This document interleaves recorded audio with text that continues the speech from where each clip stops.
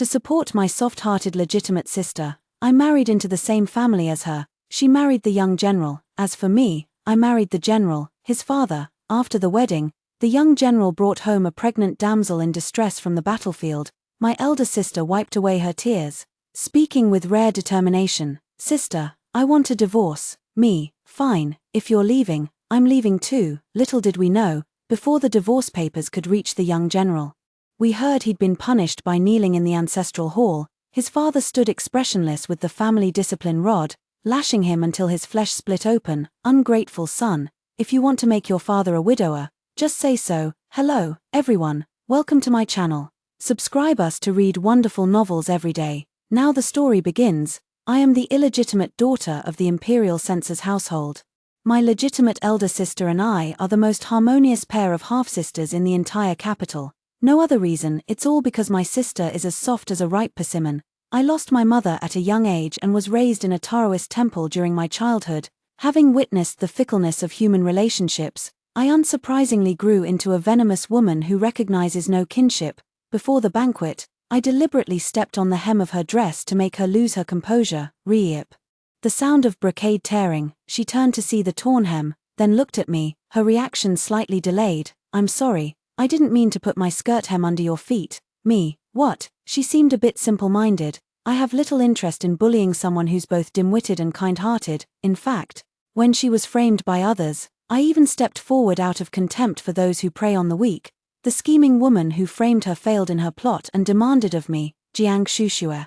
What do you mean by this? With a weary indifference, I toyed with the tea in my hand. My sister and I are as close as real sisters. You dared to move against her. Did you ask for my opinion? The scalding tea slipped from my hand, splashing all over them. My elder sister wouldn't have survived safely to marriageable age without my constant protection, however.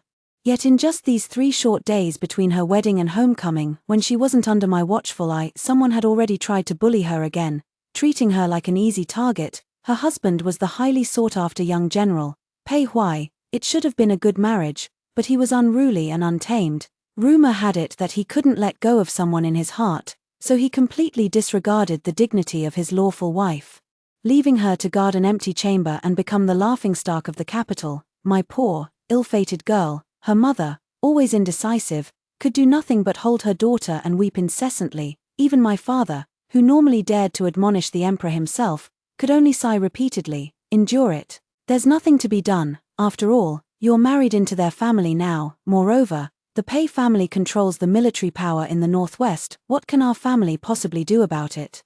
Truly my own flesh and blood, even their spinelessness remains unchanged. I grew tired of listening and lifted my drooping eyelids with a fierce glare. This is something we should endure. When I spoke, my elder sister and mother dared not make a sound, swallowing their sobs. For a moment, even my father, who had not raised me under his own roof, was startled by my words. In the silence, several pairs of eyes turned to stare at me. I'll provide my sister's dowry, I said.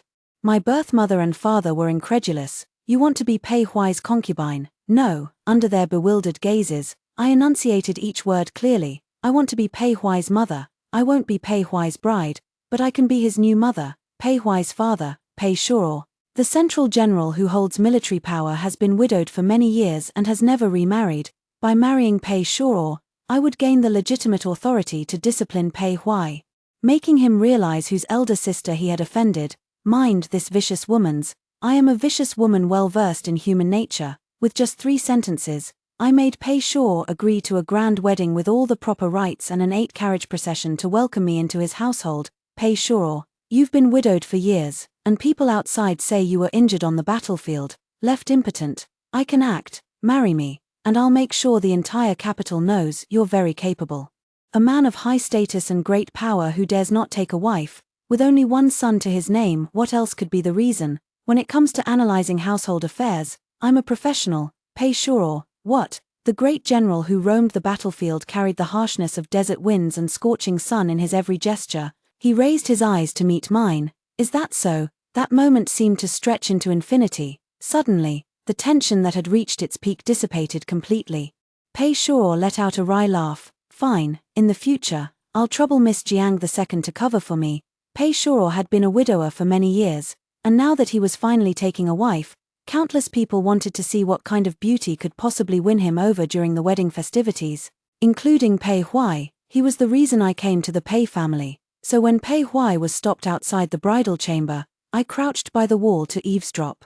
I heard father is marrying a beautiful bride, so I came specifically to wish the newlyweds eternal happiness. They say you don't hit someone who comes with a smiling face, but when Pei Shuo heard these blessings, his face turned ashen, his tone rigid, as if biting the soft flesh inside his cheek was the only way to suppress the urge to strike out. Stop wishing. Whether your mother and I can remain united in love depends entirely on how you treat your wife. Pei Huai, what? Pei Huai didn't understand why his father was angry, but I did, because I often discuss educational philosophies with Pei Shuo, and at any time, in any setting, for example right now, Pei Shuo is striding toward me with purpose. The flickering red candles cast their glow as he stood there in his deep red wedding robe, the snow-white sash accentuating his broad shoulders and narrow waist, his sword-like brows and starry eyes, with that tall, straight nose bridge. It was a breathtaking beauty as striking as an unsheathed sword, yet I, quite ruining the romantic atmosphere, grabbed a handful of dates and longans from the 100 sons, 1,000 grandsons canopy bed. Munch munch. This won't do, husband. Pei Shuo lowered his head and eyebrows, also reaching out to touch them, silently peeling longans for me. After peeling, he handed them to me. While eating, I continued, with just a few words, munch munch. You can't clearly explain the importance of their marital harmony to our family. And your tone was poor, munch munch, more likely to provoke his rebellious streak. I went on and on about parenting principles. Pei Shuo snorted coldly, turned his face away, and muttered, always bringing him up, making it seem like you married me just for my son. Me, what, otherwise? If my sister hadn't married your son, would I have married you? Suddenly, I thought of something and lowered my gaze, letting it wander over Pei Shuo's lower regions. Out of lingering pity, I changed my words. Partly, yes, the other part was because he was impotent, perfect for a venomous woman like me who neither wanted children nor could be bothered with the hassle of abortions for others. So there really was a part of it because of my son, even though Pei Shuo didn't know the other part of the reason was his impotence. He remained unsatisfied with this answer, his face turned cold, scooping me up by the crook of my knees and waist. He effortlessly placed me on the bed amidst a dizzying whirl. Then immediately began removing the dark red wedding robes. He asked, would it kill you to love me a little more, my lady? Outside, the sudden rain pounded against the tiles as the red candle burned until dawn. I felt as though tossed about in a tiny boat amidst raging waves, when a muddled thought surfaced in my mind. Who said he was impotent? He's so capable I want to kill him and become a widow. The next morning, his rough palm crept up my waist, behaving quite improperly. I pressed down on his hand, smiling without warmth. Husband, you have duties to attend. He nibbled at my neck like a dog. No matter, I've sent word that I'm ill. Because Pei Shuo was jealous and picky, he criticized Pei Huai for being indiscreet. Moreover, I had Pei Huai's weakness in my grasp. Whenever he bullied my elder sister, I could immediately find the great scholar who taught him poetry at the clan school. Teacher, why is our Pei Huai sitting in the last row? Teacher, why does our Pei Huai always say the lessons are too easy and is not learning anything substantial? Damn you, are you targeting our Pei Huai? I'm going to report you to the authorities. Pei Huai detested poetry and literature, but thanks to my meddling as this wicked stepmother, he always received special attention from the Confucian scholars teaching him. He complained to Pei Shuo, who brushed him off, don't talk nonsense. Your academic performance has always been poor, all you know is wielding swords and spears. It's not easy for your mother being your stepmother. Maybe sometimes you should look at yourself. Have you actually studied properly all these years? Pei Huai, he could only swallow his anger and humiliation, maintaining a cold expression while feuding with his legitimate sister every day, a peculiar way of coexistence. Really, but recently, an imperial decree ordered him to suppress a rebellion. While playing leaf cards with my legitimate sister, she seemed distracted. I casually reassured her, it's just suppressing a rebellion, nothing dangerous. Look at your cards. My sister snapped out of it and murmured, it's not the danger. I just heard that Pei Huai brought back a pregnant woman on his way back. Immediately, alarm bells rang in my heart. What woman? Pei Huai's beloved. Pei Huai had a very low-profile beloved named Sunyan. Rumor has it she was a courtesan. And because of her disreputable status, she couldn't enter the Pei family. My elder sister nodded honestly. Yes, I reined in my lazy smile, straightened my posture, with a sharp glint hidden in my eyes. Then what do you plan to do? My elder sister looked at me, knowing full well that I had the means to help her dispose of someone without anyone noticing. Given my methods and my status as the mother-in-law, it wouldn't even be considered a difficult task. But she remained silent for a long time before suddenly making up her mind. Second sister, I want a divorce. Even a clay figurine has its temper. Pei Huai had repeatedly trampled her elder sister's dignity underfoot. Pushed to the brink, it wasn't surprising she'd voice such thoughts. I felt the pride of seeing one's daughter come of age, and without the slightest hesitation replied, "Fine, if you leave, I'll leave too." That evening, when Pei Shuo removed his armor and clung to me with his usual clinginess, his eyes caught sight of the elegantly written divorce agreement beneath my hand. Pei Shuo pretended to remain calm, though his sidelong glances at the divorce agreement betrayed him countless times. Divorce agreement, yours. Why are you seeking a divorce? Has that rascal Pei Huai upset you again? Or has he offended your aunt? Even through the fabric, I could feel his heart pounding as if about to leap from his chest. He asked too many questions at once, so I chose to answer selectively. No, I was just ghostwriting for my sister. Pei Shuo's stiff spine gradually relaxed as he let out a long sigh. That's good, there's still time. He was actually celebrating too soon. I thought to myself, you big fool. Mine's already finished, it's on the bookshelf. My elder sister had always been a stickler for rules, timid as a rabbit, but now that she'd made her decision, it was as if someone had unblocked her meridians. During morning and evening greetings, her eyes sparkled. Do you have any plans? Second sister, however, dark circles shadowed my eyes as I yawned drowsily. Don't come to greet me so early. Sister, I'm exhausted. What's wrong with you? My elder sister asked. I gritted my teeth. Last night I was thoroughly gnawed by a dog. Damn you, Pei Shuo, we must divorce. My elder sister was simple-hearted and actually believed I'd been bitten by a dog, after first scolding me for being careless. She finally began discussing divorce plans with me. The timing of completing the divorce letter and finalizing the entire separation plan was remarkably coincidental. Pei Huai returned victorious from battle, and the usually unruly man reached out to carefully help a beautiful woman dismount from his blue roan horse. The woman resembled a lotus flower blooming in early summer, with glistening dewdrops trembling on the leaves, radiant and captivating. Pei Huai protectively shielded the woman's slightly rounded abdomen with great care. Pei Huai swept his gaze over the crowd, his eyes finally settling on his legitimate sister as he instructed. Nyan Nyan is with child, no one in this household is permitted to mistreat her, or else. He left the threat unfinished, but his tone was heavy with warning. The servant's eyes darted between the woman and the legitimate sister, their hushed gossip cutting through the air like knives. Slicing away at the sister's dignity. No wonder the general doesn't favor the young mistress. That one's beauty truly makes even me feel pity for her. Is she already pregnant? Of course. There were also some who spoke up in righteous indignation. I heard this woman isn't from a respectable family. Keeping her as a mistress is one thing, but to bring her home so eagerly, isn't this a slap in the face to the young madam? But the voices were chaotic, blending into a clamorous uproar. Following our prearranged plan, my elder sister bit her lower lip, her raven feather lashes casting dark shadows, her expression utterly desolate. Tears fell like broken strings. Turning around, the tears still lingered on her cheeks, yet her expression held no sorrow. I supported her, whispering close to her ear, "That's right, just act like this. Later when you return to your room, have everyone else leave you undisturbed. We'll place the divorce agreement in a conspicuous spot. Then say you want to go out for a walk with me to clear your mind. Everyone will assume you're heartbroken by Pei Huai's actions. No one would suspect we're using this opportunity to separate." Our plan was perfectly laid out, but just then, a sudden furious roar cut through the air. "Ungrateful brat, get over here." Not far away, Pei Shuo, just off duty, clad in blood-stained armor and astride a towering steed, cast a chilling sidelong glance from his elevated position that sent shivers down one's spine. No matter how rebellious a son might be, in the face of his authoritative father, he could only shrink into a frightened little whelp. Pei Huai initially thought to flee, but his father swiftly hoisted him onto his shoulder. In a dizzying whirl, he was slammed onto the stone tiles of the ancestral hall, his mouth full of dust.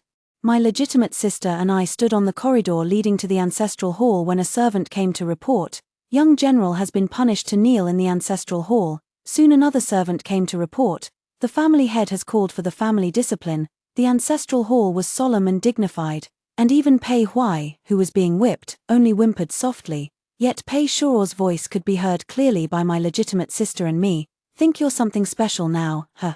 A lash, daring to bring women home on a whim, another lash.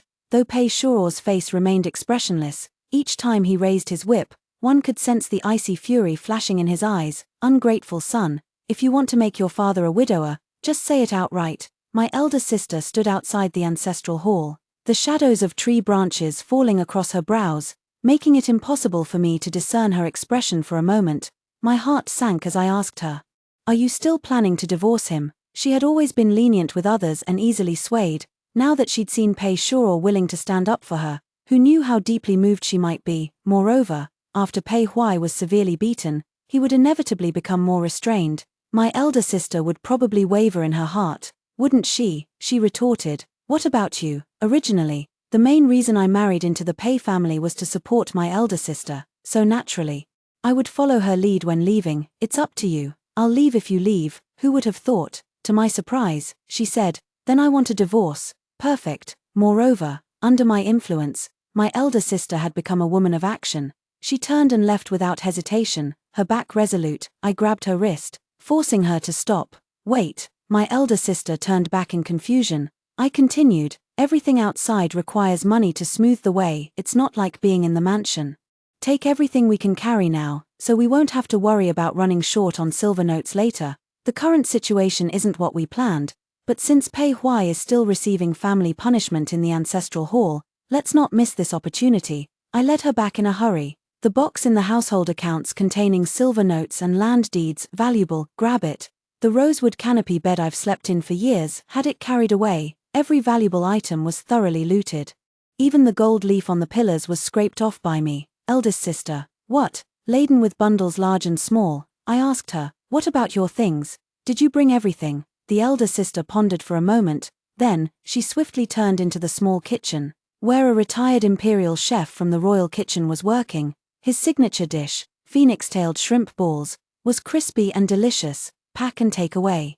The escape went surprisingly smoothly because Pei Shuo was fully immersed in disciplining his son in the ancestral hall, completely unaware that my elder sister and I were looting the Pei family like we were on a shopping spree. Until he was exhausted from smoking, he placed the family discipline instrument he had fetched onto the shelf in the ancestral hall. After leaving the ancestral hall, Pei Shuo narrowed his long, phoenix-like eyes and surveyed the surroundings, only to find that the Pei family had been thoroughly ransacked by me and my elder sister, leaving nothing but the load-bearing walls and 2 divorce letters on the bookshelf.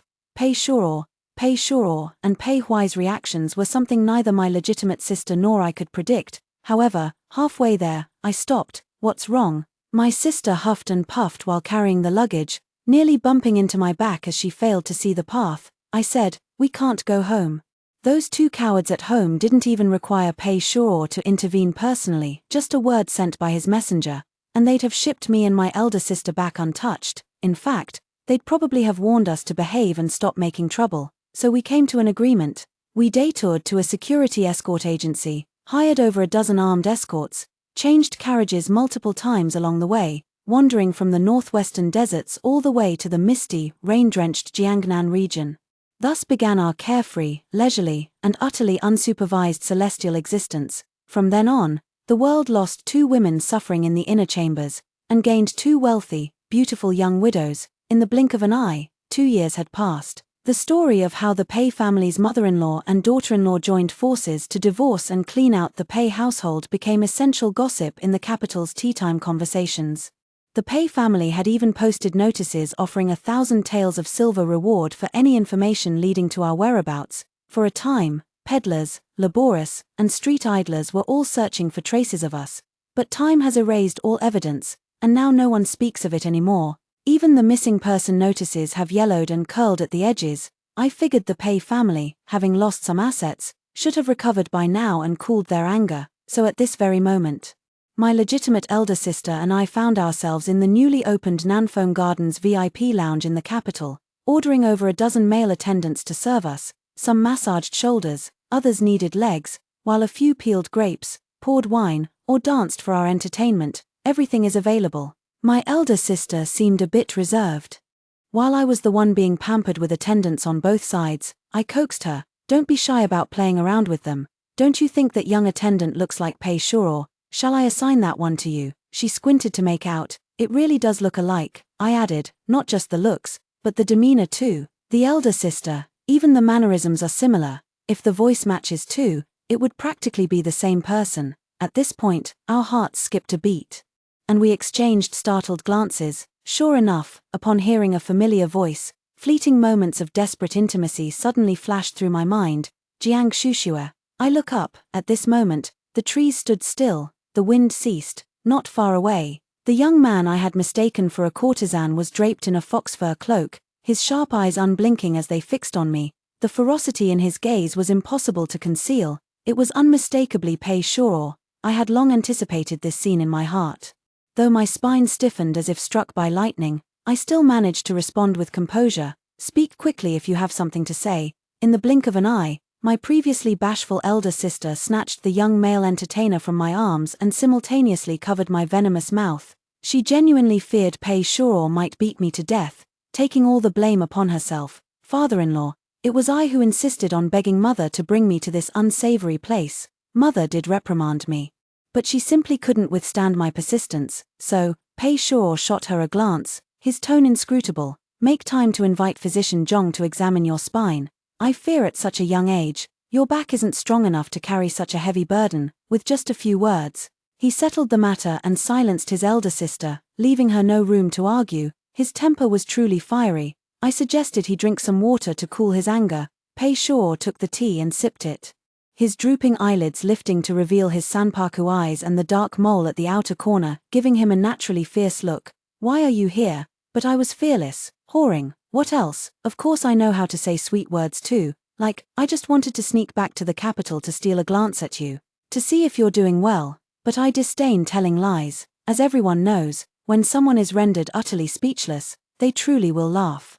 Pei Shuro was so infuriated by me that he laughed, his chest heaved with rage, swelling violently before he abruptly fainted on the spot. As his heavy frame collapsed toward me, I caught him and poked his shoulder. Pei Shuro, Pei Shuro. There was no response. My elder sister asked me. This medicine works so quickly this time, I replied proudly. Improved version, guaranteed to knock them out for at least 3 days. I'm a venomous woman, raised in a Taoist temple since childhood.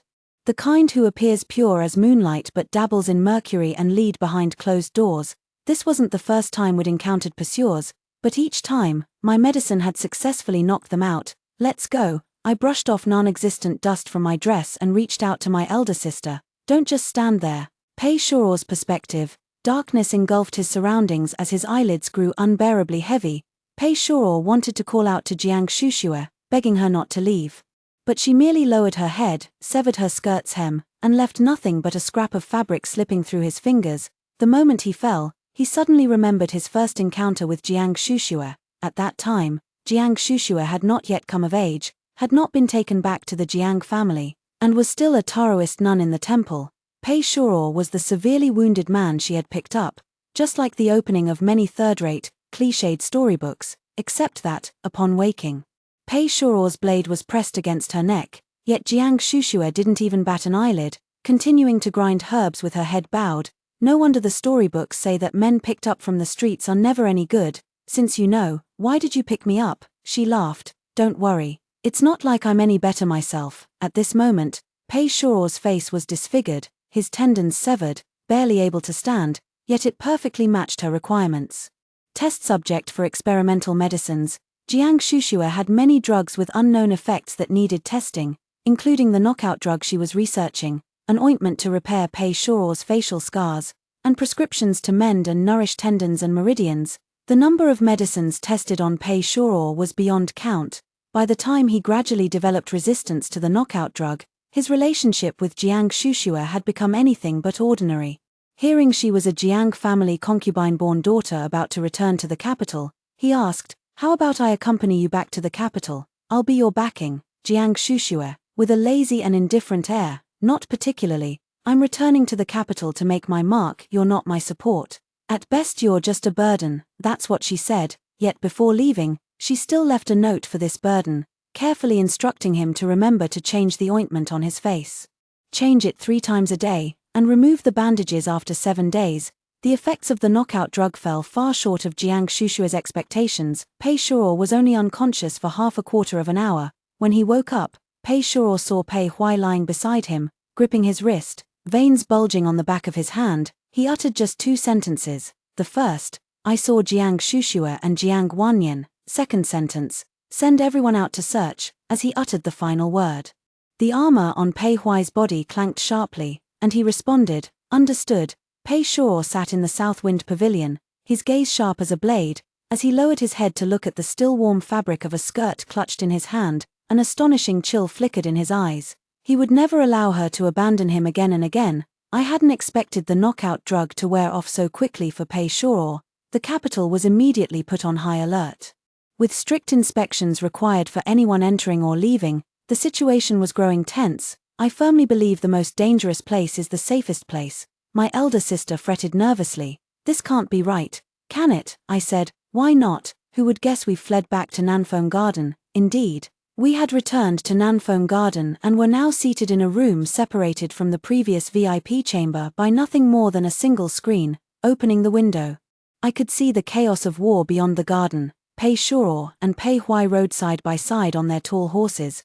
Pei Huai reported, "Father, we've ordered strict checks at the city gates and searched everywhere else, but there's no trace of them. Could you have been mistaken?" Cupping my hand like a bowl, I leaned close to my elder sister's ear and whispered in a breathy voice, "I told you the package wouldn't be found." My elder sister gave me an approving glance. Little did I know, Pei Shuo flatly refused, insisting firmly, "Impossible. From what I know of Jiang Shushua, she's probably nearby right now, enjoying the sight of us running around in circles looking for them." He was so certain as if he could hear the thoughts in my heart. "Me, what? Eldest sister, what?" Pei Shuo suddenly sensed something and raised his eyes. He and I, one below and one above, separated by height, yet he saw me with such precise accuracy. The surroundings were deathly silent. I forced an awkward laugh. "Haha, what a coincidence. To be honest, I'm doing all right." Pei Shuo, being slightly older after all, was a bit more composed in his demeanor. Every time I approached the courtyard gate,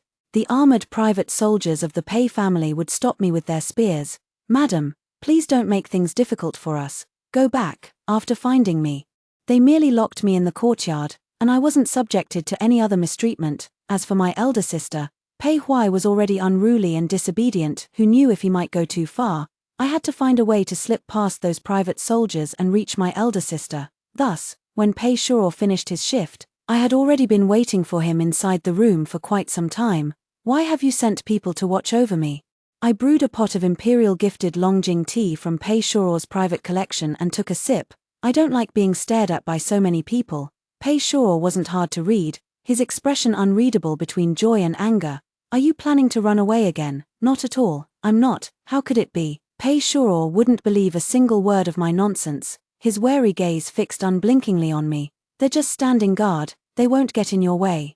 Until I leisurely swirled my cup and spilled tea all over Pei Shuo's martial attire, Pei Shuo said in a low voice, "What are you doing?" He would soon find out what I was about to do. I grabbed his collar, forcing him to bend down, then skillfully pressed my lips against his. When the kiss ended, I meaningfully lowered my gaze to the tea-stained spot on his clothes, slowly arched an eyebrow, and smiled. "Are you still sure those people outside won't be a problem?" Pei Shuo's veins bulged with anger. His clenched knuckles cracked audibly. It was a mystery what sheer willpower kept him from disciplining me right then and there in front of others. Resigned, he closed his eyes and issued the command to those outside, "All of you, withdraw." The courtyard emptied of people. The atmosphere inside the house so tense it felt like a taut string. Pei Shuo undid his own belt, his pauldrons clattering to the ground with a crisp metallic ring. "Jiang Shushua, don't you dare regret this."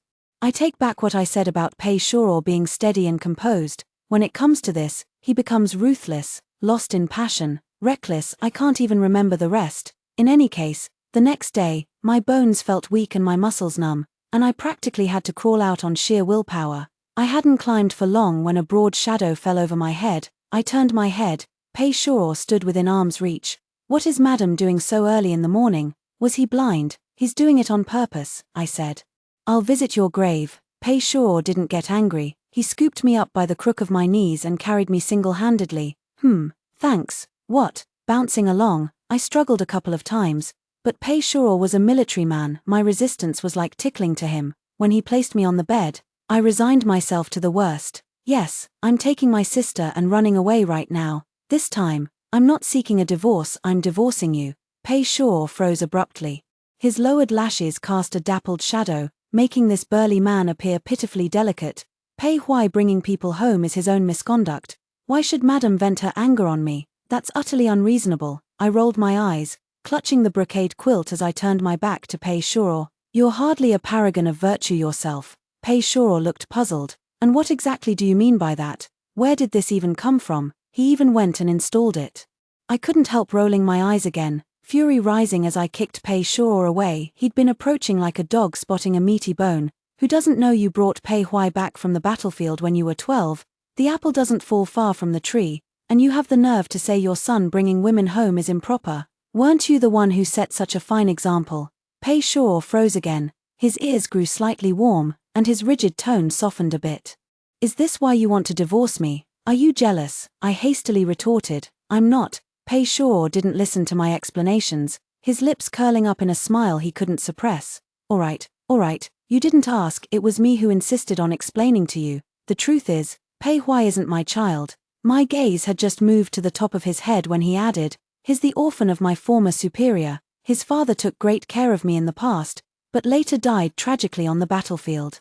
His birth mother was pregnant with him but, overwhelmed by grief, passed away shortly after giving birth to him. His tone was heavy with sorrow, seemingly genuine, but I couldn't help asking, why haven't I heard you mention this before? Pei Shuo pondered for a moment before replying with utmost seriousness. Because you never asked before. Moreover, I could hardly imagine rumors circulating that I'm impotent and had an illegitimate child at 12. What he said made a lot of sense. After giving it some thought, I was convinced by Pei Shuo. This speculation really doesn't hold water. Since we'd already gotten this far in the conversation, I brought up that delicate, fragile, and pregnant damsel from the other day, curling my lips. What about that girl Pei Huai brought back? Pei Shuo, also a widow. Me, what? No, are the father and son trafficking people on the battlefield? What a coincidence. If she's a widow, why didn't he speak up? I'm a foul-tempered shrew. And right now I don't quite trust Pei Shuo anymore. My voice carried a simmering anger as I snapped the question. My elder sister is the epitome of a well-bred lady from a noble family, and she would surely understand and be considerate. Pei Shuo spoke in a calm tone, soothing my emotions as he explained methodically. First, he only managed to say one sentence after returning home before I knocked him unconscious with family discipline. Second, that girl's identity is indeed special. The girl and the soldier under Pei Huai's command were childhood sweethearts, but the soldier's family was too poor to marry her, and he could only watch helplessly as she was sold to a brothel. Later, the soldier died. He died shielding Pei Huai from a blade, and his only wish before death was for Pei Huai to use the military pay he had saved over the years to buy the girl's freedom. When the girl was freed, she nearly slit her throat to follow him in death. If not for the soldier's posthumous child in her womb. Pei Shuo's large hand threaded through my hair, giving it a gentle tousle. That's why Pei Huai didn't dare to confront her directly. He planned to tell us about it privately. However, at this point, the misunderstanding has been cleared up. Pei Shuo asked me, will my lady now give me a chance not to annul our marriage? I will surely make amends for my mistakes. I was already feeling at ease inside, but my mouth remained stubborn as I put on airs. Depends on your performance. Pei Shuo arched his beautiful yet sharp brows, his lips still savoring the words depends on my performance. Then, his gaze gradually darkened, his tone turning dangerous. Pei will certainly perform well. When dawn broke the next day, the guards stationed in the courtyard had completely withdrawn, and the summer sun shone glaringly bright. By my bedside sat my drowsy elder sister, looking as exhausted as I was. Her sheer gown couldn't conceal the dense marks on her fair collarbones. Understanding dawned on me as I asked, have you made up with Pei Huai? A blush spread across her face like she'd secretly sipped fine wine, and she whispered, yes, we've made up. How are you feeling? What I meant was whether my elder sister still planned to escape, so I could make arrangements early. Who would have thought she'd say something so shocking? Even a venomous woman like me was taken aback. Kind of feels good. Me. What? Alright, I take it back. One escape plan revoked. After returning to the Pei residence, life settled back into its usual rhythm. However, during the morning and evening greetings, Pei Shuo and Pei Huai, who pretended to enjoy the cool air or feigned playing chess in the pavilion outside, would prick up their ears. They chatted idly, "Pei sure or, son. The sky is so sky today, Pei Huai, indeed, father, the lake is so lake today." Warriors possess keen senses, their attention entirely focused on my courtyard, where they could clearly hear our daily bickering, tattling, and nitpicking. Finally, with a parched throat, I asked my elder sister, "So, will you divorce him?" She shook her head. "Forget it, I won't." I nodded. "All right, if you're not leaving, then neither am I." The two people not far away simultaneously let out sighs of relief, exchanged smiles, and clinked their glasses. Dodged a bullet, a celebratory sisterly talk about narrowly escaping widowhood once again. The end.